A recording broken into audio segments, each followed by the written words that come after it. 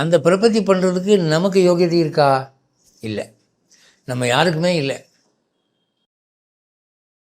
அதை நமக்கு கொடுக்கறதுக்கு தான் ராமானுஜர் ஒரு கதவு திறந்து விட்டார். நான் காட்டுற மார்க்கத்தில் வாங்க, ஒரு தடவை சொன்னால் போதும், அந்த பிரபத்திக்கு பகவான் உங்களுக்கு அருள் செய்வான்னு. ஆனால் அந்த பிரபத்தி உங்களுக்கு வரணும்னா அதை உபதேசம் பண்ணின குருவை கடவுளாக நினைக்கணும், குரு சேவை செய்யணும், அந்த வைணவ ஜீவியம் ஜீவிக்கணும்.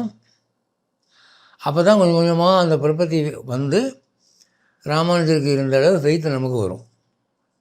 அது நாளாகும். ஆனால் எனக்கு பிரபத்தி ஆயிடுத்து அப்படின்னு பெருமையாக சொல்லிக்குவாங்க வெளியில். ஆனால் அவங்களுக்கு பிரபத்தி பண்ணி ஒரு காரியம் நடக்குமா? பராசர பட்டர் என்ன சொன்னார், பிரபத்தி பண்ணவன் யார் அப்படின்னா, கோயில் கோபுரத்து மேலே வேலை செஞ்சுக்கிட்டு இருக்கிறவன் கை நழுவி கீழே விழுந்துட்டான்னா விழும்போது கடவுளே என்னை காப்பாற்றுன்னு கத்தக்கூடாது. ஏன்னா ஏற்கனவே என்னை காப்பாற்றுன்னு சொல்லியாச்சு காலங்கத்தால். இன்னொரு தடவை கத்த வேண்டிய அவசியம் இல்லை, அவன் காப்பாற்றுவான் நம்பிக்கை வேணும். அப்படி இருந்தால் அவன் தான் பிரபத்தி பண்ணவன் அர்த்தம்னு சொன்னார். பிரபன்னன் அப்படின்னு. அவ்வளோ ஃபெய்த்து விசுவாசம் உங்களுக்கு இருக்கா? எனக்கு இருக்கா?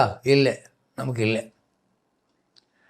ஏறக்குறைய ஹியூமன் பாப்புலேஷன் எல்லாருக்கும் இதுதான் தலைவிதி.